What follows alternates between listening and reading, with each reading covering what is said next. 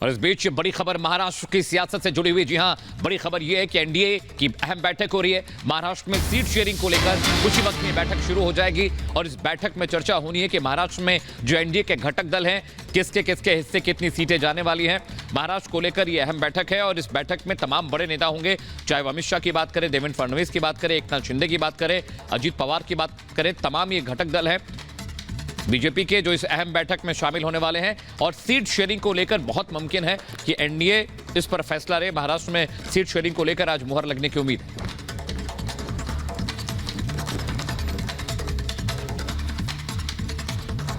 और एनडीए का कुनबा लगातार बढ़ता हुआ नजर आ रहा है और जबकि इंडी गठबंधन हर मोर्चे पर फेल होता हुआ दिखाई दे रहा है। खासकर महाराष्ट्र की राजनीति में बीजेपी ने हिंदुत्व की पिच पर एक बार ऐसी गुल्ली डाली कि शिवसेना की वोट बैंक में सेंध लगना तय है। क्या है बीजेपी का नया फॉर्मूला, नया प्लान, आपको दिखाते हैं इस खास रिपोर्ट में।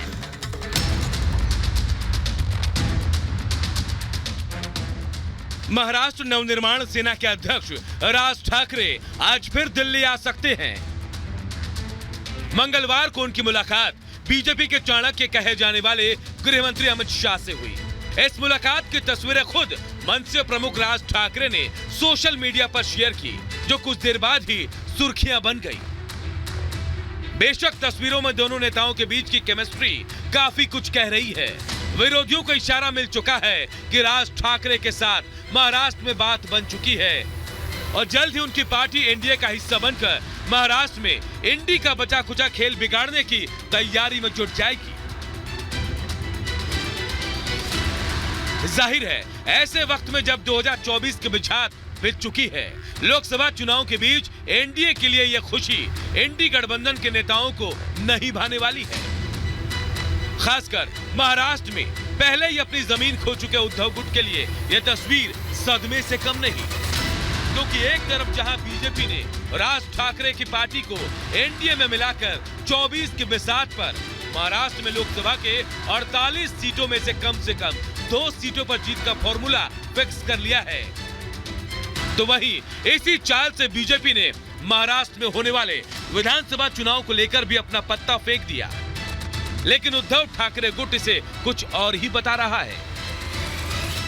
देखिए, एक बात तो बहुत स्पष्ट हो गई है। कहाँ एक तरफ भारतीय जनता पार्टी नारे लगा रही थी 400 पार करेंगे, पर अभी यहाँ पे 200 पार करने में भी उनको पास कॉन्फिडेंस नहीं है। और खास करके महाराष्ट्र को लेकर वो जान गए हैं, आपने 2 पार्टी तोड़ी, फिर भी जनता आपके समर्थन में नहीं आ रही है। आप सत्ता में जरूर हैं, पर सिर्फ सत्ता का भोग ले रहे हैं, जनता के लिए कोई काम नहीं कर रहे हैं। तो उनको लगा कि चलिए अब एक ठाकरे परिवार के पार्टी को ले लेते हैं, ठाकरे सरनेम भी ले लेते हैं और कोशिश करते हैं जनता के बीच में जाएंगे, तो इससे भी कुछ फायदा होने वाला नहीं है।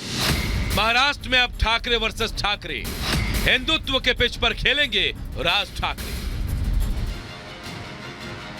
दरअसल ये बात जग जाहिर है कि उद्धव गुट के कांग्रेस के साथ जाने से महाराष्ट्र में शिवसेना के हिंदू कोर वोटर्स को झटका लगा। इसीलिए ये माना जा रहा है कि वहां मनसे के एनडीए में शामिल होने से शिवसेना के कोर वोटर्स को लुभाया जा सकता है और बीजेपी इसके जरिए मुंबई में शिवसेना के फिक्स वोट बैंक में सेंध लगा सकती है।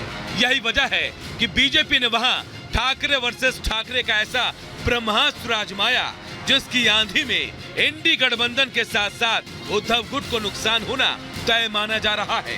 फिलहाल उद्धव गुट इसे बेबुनियाद बता रहा है, लेकिन उद्धव खेमे में छाई बेचैनी कहीं न कहीं इस बात का इशारा कर रही है कि नुकसान का अंदेशा उन्हें भी हो चुका है। भारतीय जनता पार्टी महाराष्ट्र की जनता के सामने जीरो है। उनने शिवसेना को तोड़ने का काम किया और गद्दार सेना बनाई, उनके वो शून्य है।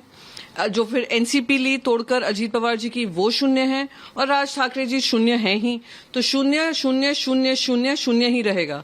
और रही बात अठावले जी की, अब अठावले जी हंगामा मचा रहे हैं कि क्यों राज ठाकरे को लिया जाए।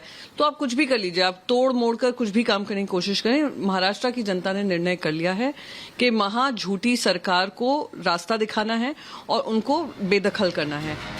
सूत्रों की माने तो बीजेपी महाराष्ट्र की राजनीति को नई दिशा देने वाला ये फैसला पहले ही ले चुकी है, बस इसके बारे में औपचारिक ऐलान बाकी है।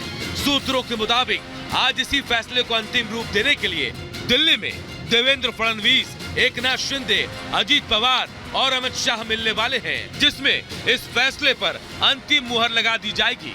और अगर सारे समीकरण सही बैठते हैं तो राज ठाकरे एनडीए का हिस्सा बन जाएंगे।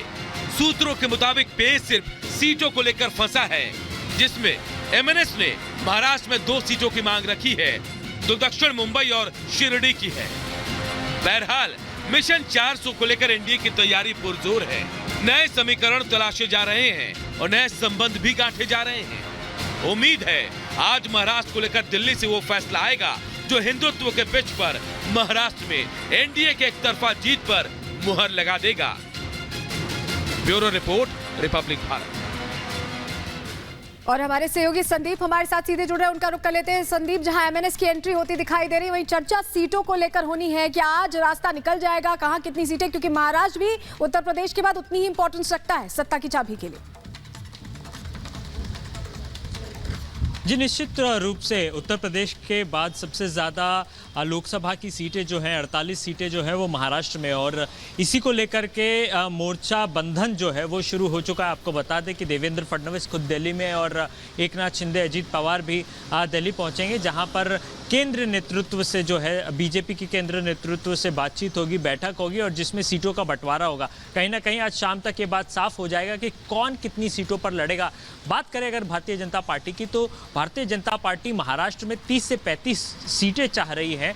इसके अलावा अगर एकनाथ शिंदे की बात करें तो वो 13 से 15 सीटें जो है वो चाह रही हैं। उसके अलावा अजीत पवार का जो गुट है एनसीपी का, वो खुद 4 से 6 सीटें चाह रहे हैं। लेकिन समस्या ये है कि भारतीय जनता पार्टी जो 30 से 35 सीटें चाह रही है, उसमें कहीं ना कहीं एकनाथ शिंदे जो हैं वो चाह रहे हैं कि उनकी सीटें जो है वो ज़्यादा हो। उनके पास मौजूदा वक्त में बिल्कुल संदीप, आप लगातार नजर बनाए रखिएगा, आपसे अपडेट लेते रहेंगे। फिलहाल हमारे साथ जुड़ने के लिए बहुत बहुत शुक्रिया। यहाँ रुकेंगे एक छोटे से ब्रेक के लिए।